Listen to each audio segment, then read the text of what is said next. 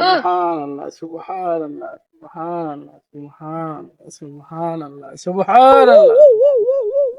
আসসালামু আলাইকুম। ওয়ালাইকুম সালাম। আপনার তো একটু খুঁজতাছি। হ্যাঁ ক খুঁজবাই তো পাড়া সবাই আমারই খোঁজে ক।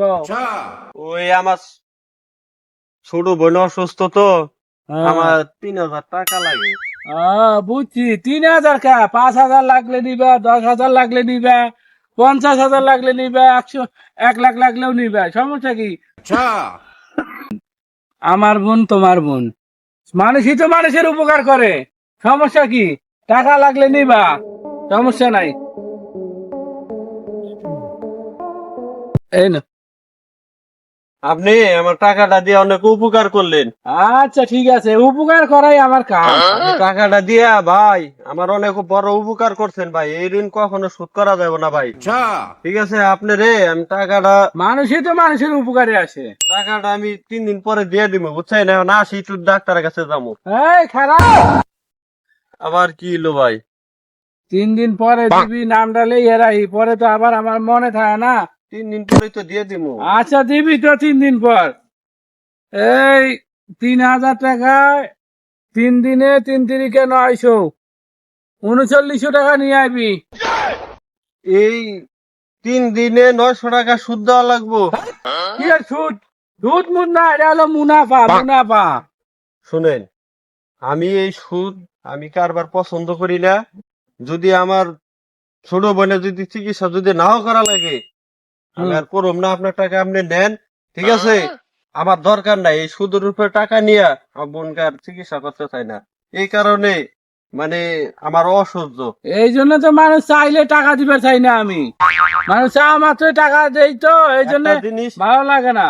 তুই কি জানিস, এই টাকা দিয়ে, এই মুনাফার টাকা দিয়ে আমি প্রতি বছর কুরবানি দেই। আমার এই কুরবানির গোস্ত গ্রামবাসী না দিয়ে আমি ফ্রিজে ভরে রাখি। এই এই বছরকার গোস্ত আরেক বছর খাই। আমার বউ পোলা অনেক মার্কেট করে দেয়, এই টাকা দিয়ে গাড়ি বাড়ি সব করছি আমি। আর তুই কস আমার মুনাফা সুদ খাই না? কেন কইছিস তোর সুদ খাই না? তাহলে একটা জিনিস মনে রাখেন, এই টাকা দিয়া বউকে খাওয়াচ্ছেন, ছেলে মেয়েকে খাওয়াচ্ছেন, আত্মীয় স্বজনকে খাওয়াচ্ছেন। একটা সময় দেখবেন যখন আপনি মইরা যাবেন, তখন এর কেউ আসবে না, কেউ বা পাপের ভাগিদার নিব না। তখন আপনি আপনার জায়গায় পড়ে থাকবেন। একটা জিনিস চিন্তা ভাবনা করে দেখেন, এই সুদ কতটুক মারাত্মক। আমি আসি, আসসালামু আলাইকুম। আসলে রে, এই এত কিছু করতেছি, টাকা পয়সা কিছু থাকবে না। আমার এই বাপের ভাগি আমাকে হইতে হবে। এ ভাই শুনে যা ভাই, আয়। আবার কি হলো? আয় ভাই, তো এই ধর টাকা নিয়ে যা, তোর বোনের চিকিৎসা কর ভাই। এই টাকা সুদ মুদ কিছু দেওয়া লাগবে না ভাই, নিয়ে যা ভাই। আমি আমার ভুল বুঝতে পারছি ভাই, আমি আর এই জীবনে সুদ খাবো না ভাই। তোর মন চাইলে তুই টাকা দিস, না মন চাইলে দিস না ভাই, তুই টাকা নিয়ে যা ভাই। আমি আর সুদ খাবো না ভাই। একটা জিনিস খেয়াল করবেন, এই টাকা নিয়ে যখন ছেলে মেয়ে আত্মীয় স্বজনকে খাওয়ান, তারপরে দেখবেন মইরা গেছেন, এই দুনিয়ার কেউ পাপ যে করছেন, এই টাকার কেউ পাপের ভাগিদার নিব না। তখন আপনি একান্ত এই টাকা পয়সার কোনো মূল্য নাই।